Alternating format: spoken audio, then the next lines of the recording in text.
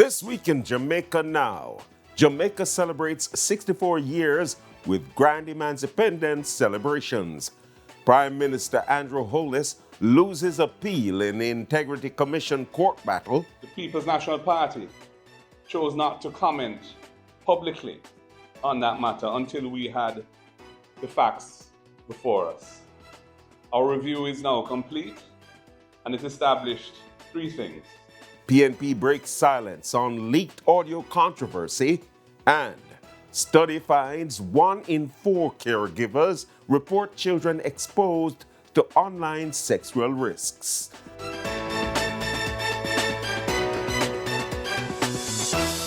I'm Neville Graham, and this is Jamaica Now.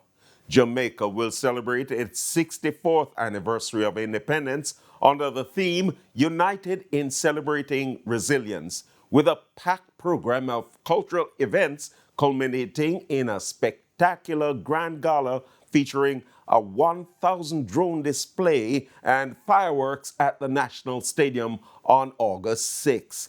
The annual Emancipendence celebrations will showcase Jamaica's heritage, creativity, and national pride through a rich calendar of activities designed to honor the resilience of the Jamaican people. From August 1 to 6, the National Stadium complex will be transformed into an independence village, offering authentic Jamaican cuisine, arts and crafts, exhibitions, family activities, and nightly entertainment. The evening activities at the Independence Village will include the Miss Jamaica Festival Queen Coronation, which is on Saturday. On Sunday, we will have the grand finale of the Jamaica Gospel Star.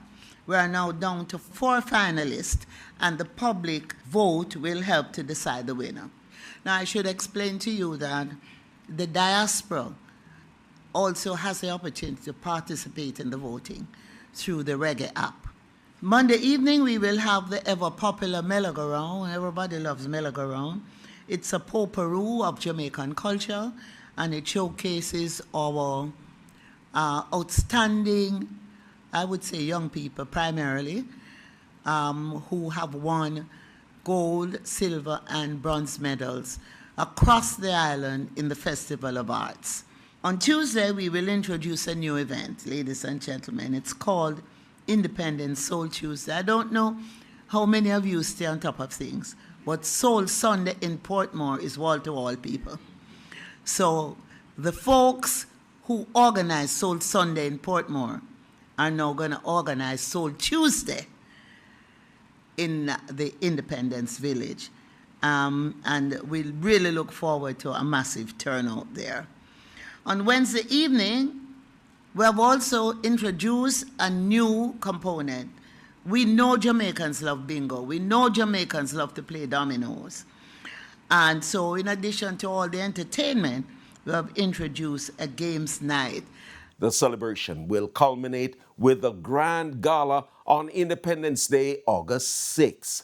Based on the requests we have had so far, we have had to go ahead and make arrangements for the spillover to be in the Independence Village. So we're going to have a watch party in the Independence Village, along with the persons who will get into the National Stadium, because we are already sold out. This year's gala will celebrate the 10th anniversary of Kingston being designated a UNESCO Creative City of Music. So there will be a special presentation to highlight that. It will also mark the 50th anniversary of women in service in the Jamaica Defense Force. And the women are preparing to put on a fantastic display of the power of women in the Jamaica Defense Force. We also celebrate the 60th anniversary of the Jamaica Festival Song Competition. And again, there will be a special presentation. The show will also acknowledge and celebrate our African heritage, our musical legacy, our national achievements, and creativity. This year, we will honor recording artist Busy Signal and Wayne Wonder with the Jamaica Reggae Icons Award. we finalized an arrangement, a display from the Jamaica Constabulary Force on it. Lenny, it's a motorcycle display. And maybe the top cop will be participating in that as well. Tickets for the Grand Gala will be available at the Independence Village starting on Saturday evening. I'm making a special appeal that if we are unable to provide for all who want tickets to be in the stadium, if we're unable to provide you with tickets for the stadium, that you will accept the tickets we have available for Independence Village, where you can be a part of the watch party. The 2026 Jamaica Festival song I Love Jamaica by Dee Burns will serve as the musical centerpiece of this year's Independence celebrations. Minister of Culture, Gender, Entertainment and Sport, Olivia Grange, said the program is intended to unite Jamaicans both at home and across the diaspora. Prime Minister Dr. Andrew Holness has suffered a setback in his legal challenge against the Integrity Commission after the Court of Appeal dismissed his bid to strike out portions of an affidavit filed by the Commission's now Executive Director, Craig Beresford. The appellate court also lifted the stay of proceedings, clearing the way for Holness's substantive judicial review of the Integrity Commission's investigations into his financial affairs to resume in the Supreme Court. The court upheld a 2025 ruling by Justice Althea Jarrett, who refused to remove 12 disputed paragraphs from Beresford's affidavit after Holness and his co-claimants, Imperium Holdings Limited, Positive Media Solutions, and Positive Jamaica Foundation, argued that the paragraphs were, quote, scandalous, frivolous, and vexatious, and that their prejudicial value outweighed any probative worth. The contested sections include the Commission's assessment of Holness's finances, income, declarations, and investments dating back to 1998, including references to Olint and Cash Plus. The Court of Appeal also affirmed orders requiring the Integrity Commission to disclose some investigation documents while denying access to other requested materials. Holness and his co-claimants have been ordered to pay the legal costs of the Commission and its senior officials. The wider case stems from a judicial review and constitutional challenge filed by Holness in 2024 over the Integrity Commission's investigation into his finances.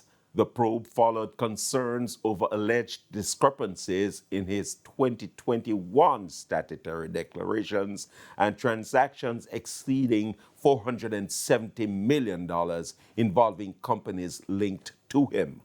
Holness has denied any wrongdoing. 1 week after a leaked audio recording triggered controversy within the People's National Party, PNP, the party has broken its silence, insisting the conversations did not reflect the party's official position. In the recordings, voices of two alleged PNP officials could be heard discussing ways to discredit Major General Anthony Anderson in his role as head of the National Reconstruction and Resilience Authority, NARA. Addressing Sunday's National Executive Council NEC meeting, PNP President Mark Golding said an internal review found the discussions did not take place in any official party forum, involved no party officers, and occurred in a private WhatsApp group rather than on an official party platform. The People's National Party chose not to comment publicly on that matter until we had the facts before us. Our review is now complete, and it established three things.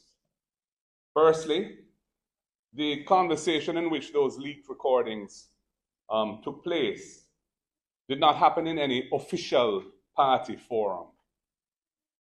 Secondly, no party officer, no officer of the party participated in that discussion. And thirdly, the PNP has no official NEC or executive WhatsApp group. That doesn't exist. And certainly not where party policy is made. This was a WhatsApp group formed by individuals within the party, and the views expressed were their personal views. So those recordings do not represent the official position of the PNP or any policy of the PNP. The leaked recording surfaced amid speculation about divisions within the opposition party and reports of a possible leadership challenge. St. Catherine Northwestern MP Damian Crawford has denied that he intends to challenge Golding at this time, but said he has the right to seek the presidency when leadership elections are due in 2027. Crawford also acknowledged tensions within the party, saying he had remained silent to protect the PNP while warning against a lengthy internal leadership contest. Artificial intelligence expert Christopher Christie is urging the Caribbean Examinations Council, CXC, to reconsider its decision to phase out traditional school-based assessment, SBAs, arguing the move prepares students for a world that no longer exists. Christie says the problem is not artificial intelligence, but outdated methods of assessment. Rather than replacing SBAs with supervised examinations, Christie is proposing an AI transparent SBA that would require students to disclose how AI was used, submit research notes and drafts, and defend their work in an oral presentation.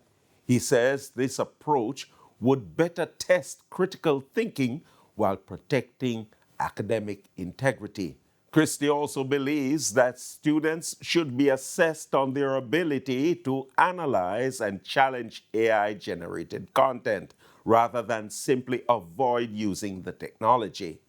His comments come after CXC announced that traditional SBAs will be phased out for most non-practical CAPE subjects in 2027 and CSEC subjects in 2028 because of concerns that generative AI could undermine the credibility of coursework. Christie argues that assessment methods should evolve alongside technology to prepare students for an AI-driven workplace. The National Blood Transfusion Service, NBTS, is warning that Jamaica's blood supply has fallen to just half of the level needed to meet demand, leaving some patients unable to receive life-saving transfusions. NBTS Director Dr. Camille West Mitchell says the shortage means doctors are forced to make difficult decisions every day about which patients will receive the limited blood available. She says accident victims, mothers experiencing complications during childbirth, babies, and patients awaiting emergency surgery are among those affected. West Mitchell stressed that the chronic shortage has become so common that many Jamaicans have come to accept it as normal, but warned that the situation is unacceptable. She's appealing for more Jamaicans to become regular blood donors, noting that eligible persons can donate up to 4 times each year. West Mitchell also highlighted the urgent need for O-negative blood type, explaining that only about 3% of Jamaica's population has the blood type, making it extremely difficult to source during emergencies.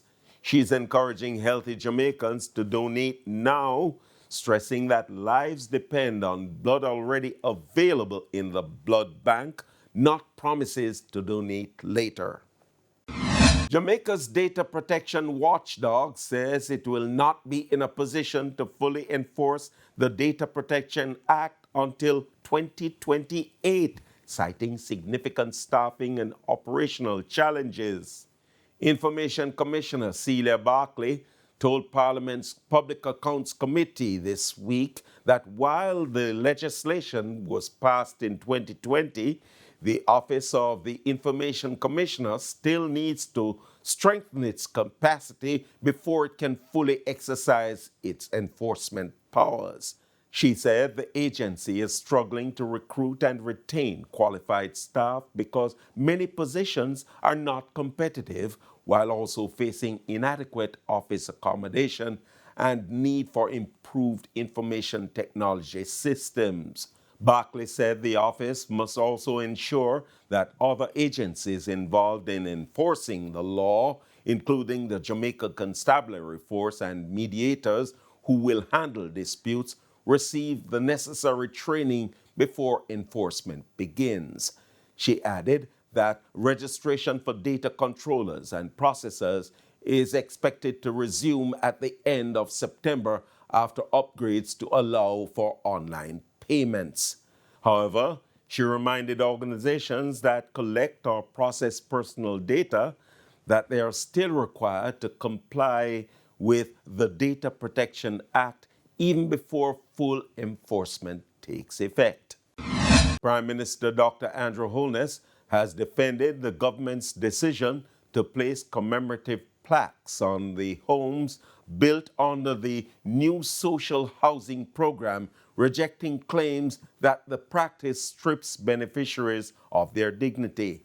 Speaking at the opening of the Howard Avenue apartments in St. Andrew this week, Holness argued that the real indignity was people living in unsafe conditions not receiving a home with a plaque.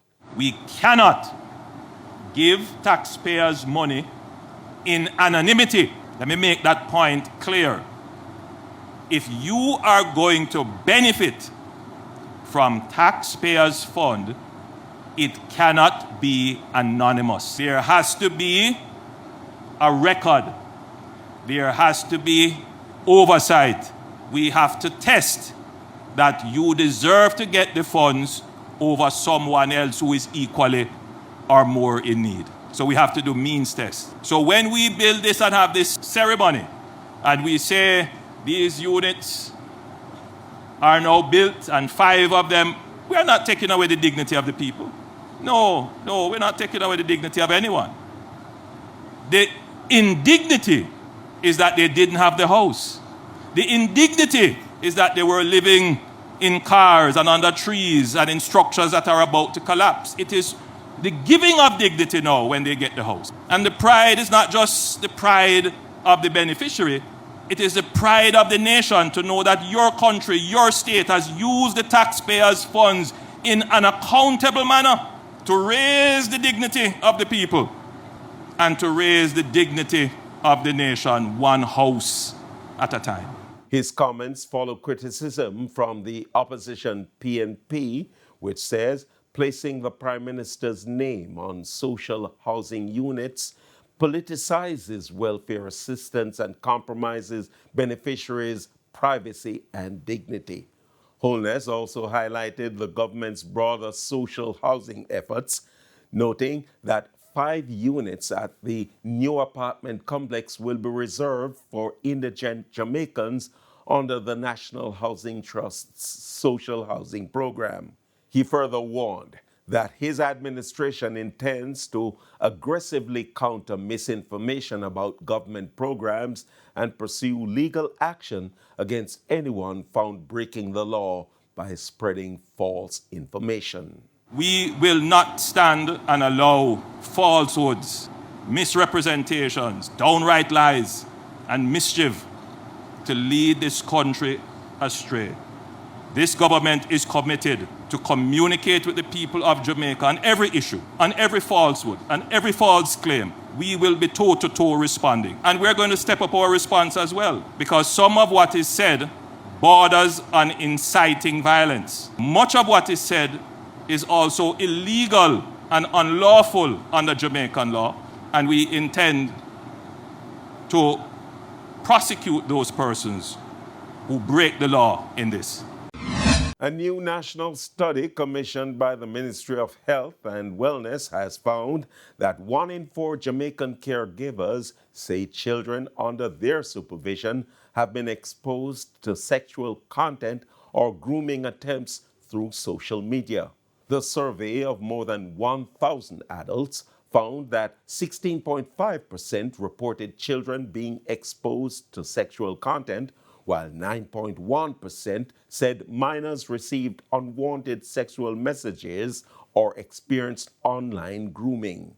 The study also found that nearly 17% of caregivers reported children suffering sleep loss, anxiety, or emotional distress linked to social media, while similar numbers cited exposure to violent or disturbing content. Health Minister Dr. Christopher Tufton said the findings reinforce that children's social media use is a public health issue and will help shape any future government policy. The report also found overwhelming public support for regulation, with 90% of the respondents backing government action and almost 84% saying Jamaica needs a clear policy framework. Respondents also supported measures such as parental consent, age verification, stronger privacy protections, and greater accountability for social media platforms. And that's it for this edition of Jamaica Now, your weekly review of the big news stories. Send us your comments at onlinefeedback@gleanerjm.com. Follow us on X and Instagram at Jamaica Gleaner and on Facebook at Gleaner Jamaica. Like this video on our YouTube page, turn on your notifications, and subscribe today. I'm Neville Graham.